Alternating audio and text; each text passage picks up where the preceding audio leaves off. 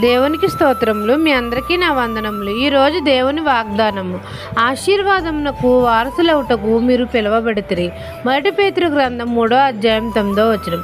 సైన్యములకు అధిపతి అయిన యెహోవా మనతో సెలవిచ్చినదేమనగా ఆశీర్వాదమునకు వారసులవుటకు మనము పిలువబడితిమి అని. తండ్రి ప్రియకుమారుడైన యేసయ్యను మన అందరికీ సొంత రక్షకుడిగా అంగీకరించాలి. ఒకరి యందు మరి ఒకరు సహోదర ప్రేమ కలిగి జీవించాలి. కీడుకు ప్రతి కీడు చేయకూడదు. దోషణకు ప్రతి దోషణం మనం చేయకూడదు. అందరి ఎడల కరుణా చిత్తులుగా వినయ మనస్కులై మనం అందరము జీవించాలి. మనం అందరము సంఘంలో ఏక మనస్కులై ఒకరి సుఖ దుఃఖముల యందు ఒకరు పాలు పంచుకోవాలి.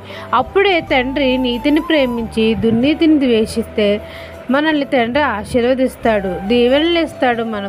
మనం అందరము ఆశీర్వాదమునకు వారసులొకటకు మనం పిలువబడ్డాం కాబట్టి దేవుని చిత్తాన్ని నెరవేర్చి ఆయన ఆశీర్వాదమును పొంది నిత్య జీవానికి వారసులం అవుదాము. ఇదేనా వాగ్దానం మీ నా జీవితంలో నెరవేరాలని కోరుకుంటూ దేవుని సువార్త పరిచర్యలో మీ సహోదరి. ఆమెన్.